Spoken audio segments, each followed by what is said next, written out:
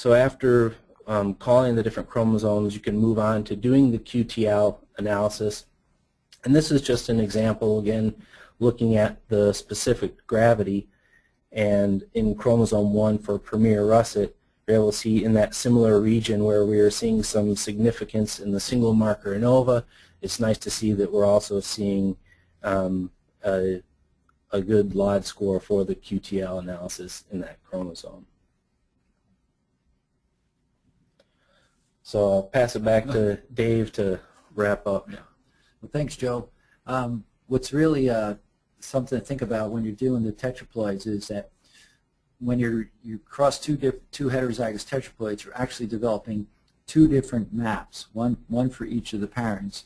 And so we were doing the analysis by chromosome, so there's actually 24 separate parent by chromosome analyses that need to be done for each trait.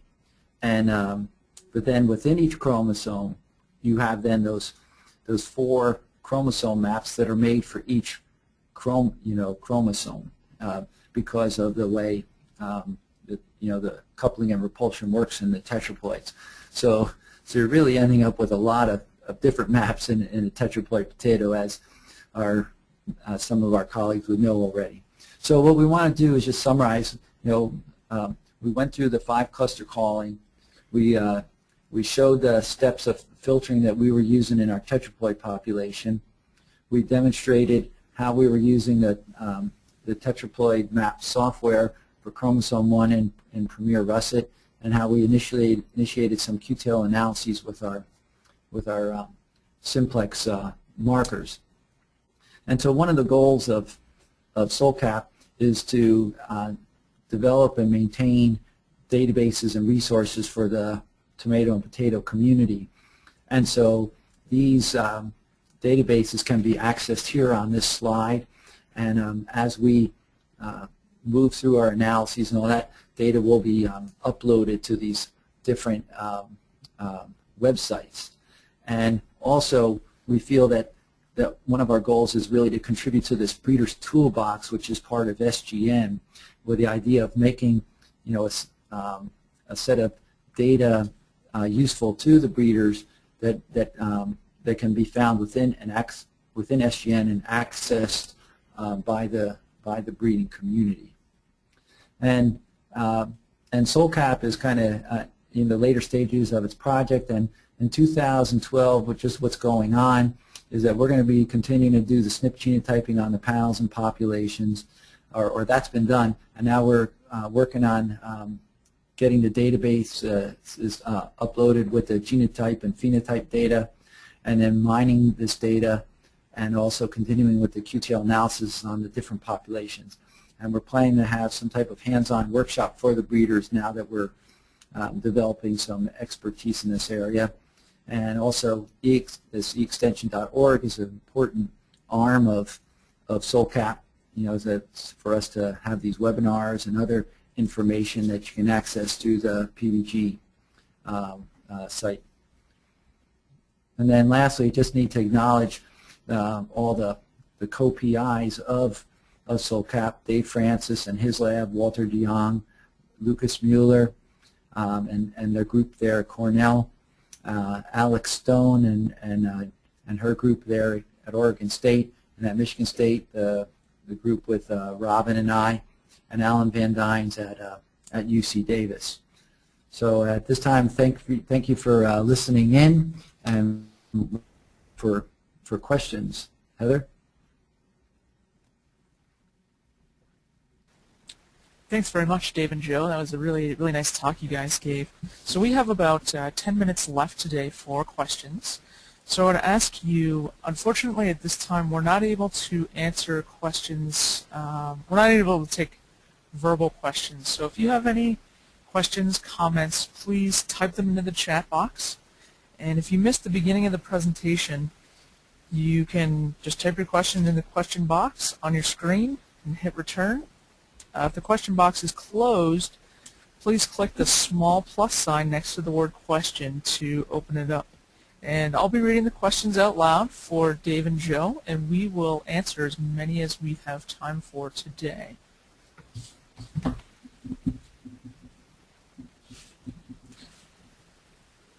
And so there was one question that was asked early on about the how the SNPs are detected, and I think that it seemed like later on in the presentation you guys went through that pretty much in detail. So I would ask the person who did pose that question, please type me a little message if your question wasn't answered adequately.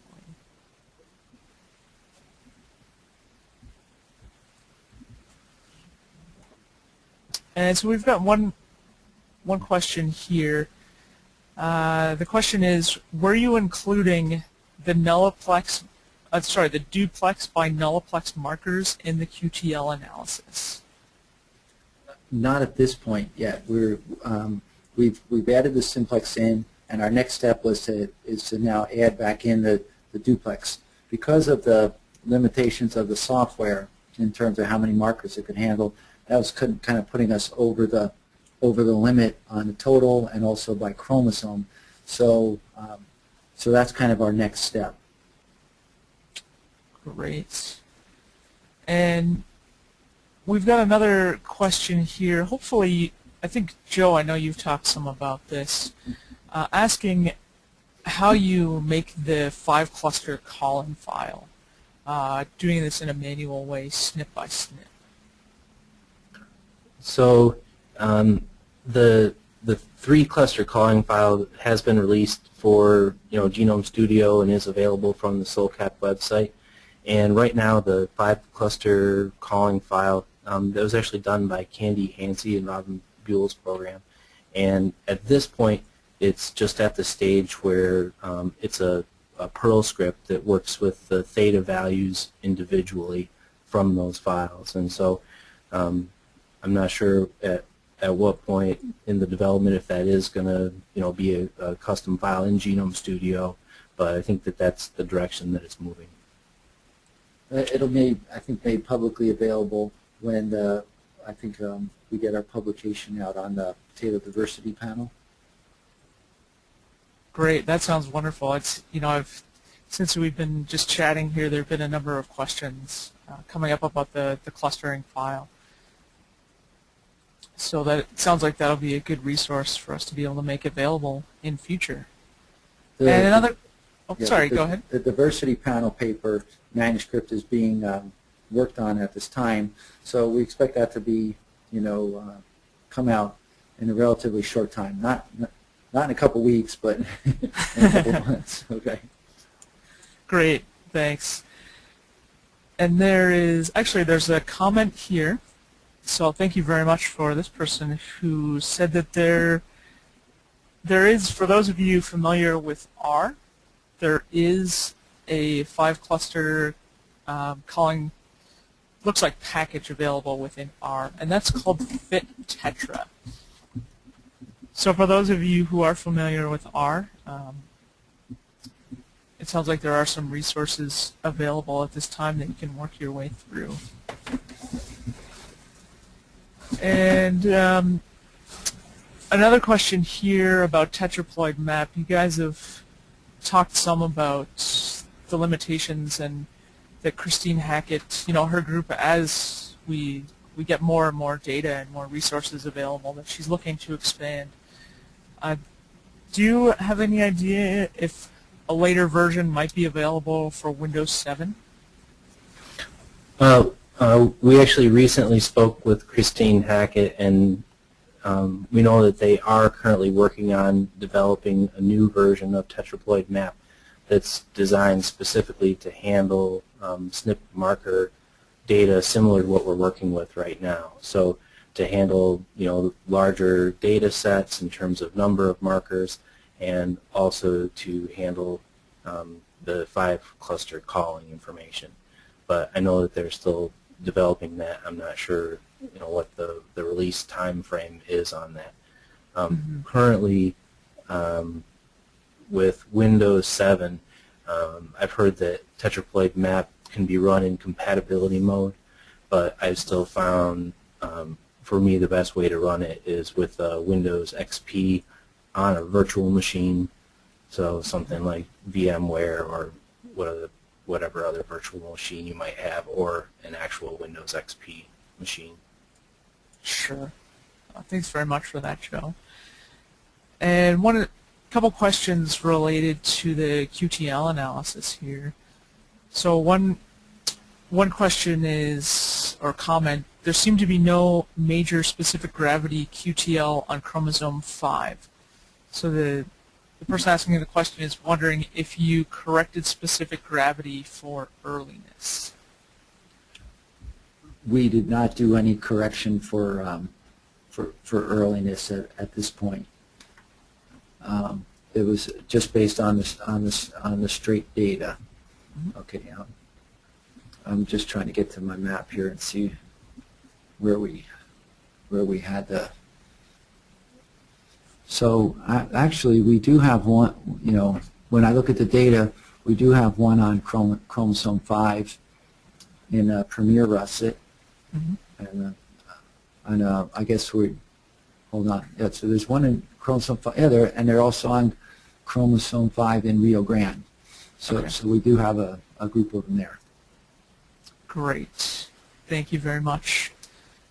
And another question related to the QTL analysis for specific gravity, wondering if to this point you've looked at any QTL by environment interactions. No, right now what you're seeing is what we've been able to do. We have our we just delved into it. We wanted to focus on the one data set. We've been trying to get the software working for us in an efficient way, have everything formatted. So now we're going to be pushing forward with the broader data sets as we move to things. Our first goal is really to get the duplex markers incorporated, and then move to the larger data sets. Great, thank you. And there was another request here to repeat the name of the R package for 5-cluster calling, and it's called Fit Tetra. And I'll also just take a moment here and type that into the chat box. So that's an R package used for 5-cluster calling.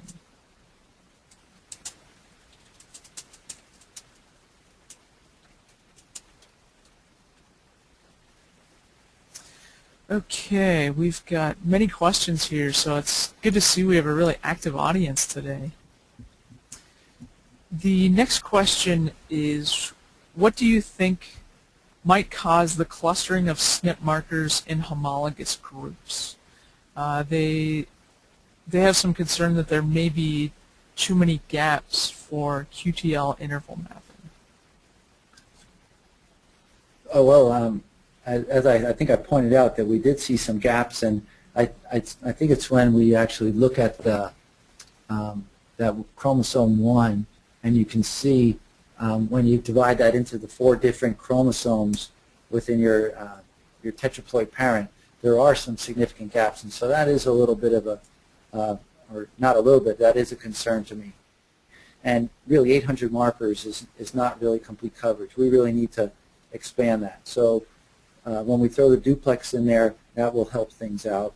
And then if we're able to use some of these other marker segregations in the future, that will help fill in the gaps.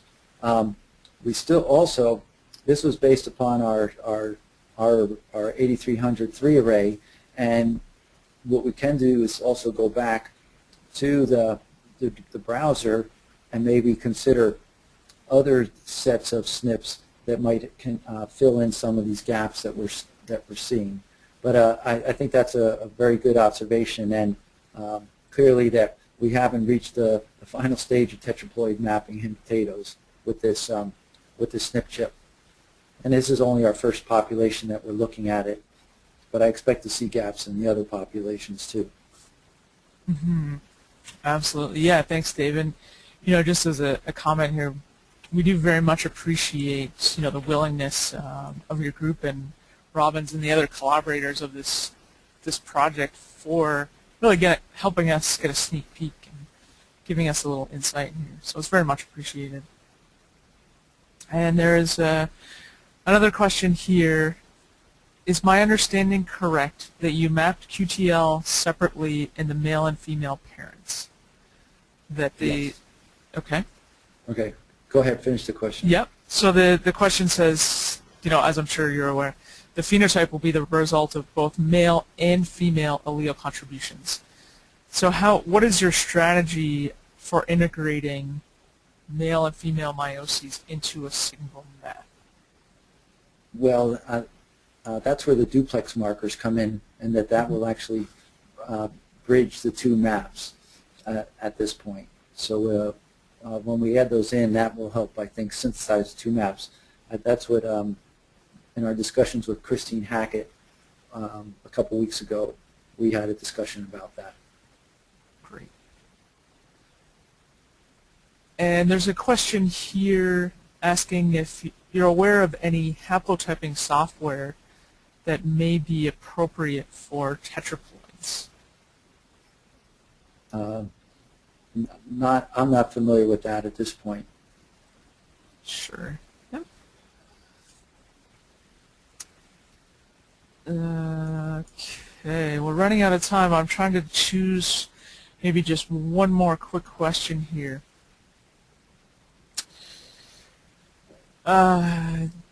So the graphs on the amount of double reduction did not show a monotonic increase towards the ends of the chromosomes. Do you think these are the results of poor ordering of the superscaffolds into pseudomolecules? Okay, we're just looking at our slides here to get to that. Great. To look at that a little closer. So, in this initial run of looking at the double reduction by chromosome position on the pseudomolecules, as I pointed out, there were a number of them where it matched up quite well, but there are a few places where it seems like we've got a jump up of in the wrong place along the chromosome, maybe in the centromeric region. So we haven't delved into that to get a better understanding of that, but it is an interesting point that question whether we have some misorientation. But a lot of we were able to kind of correct a lot of orientation of the pseudomolecules with the diploid mapping that was done earlier. So yeah, their question is good, and it's something that we're going to try to examine closer when we look at this data. It was kind of a sidebar to this whole analysis.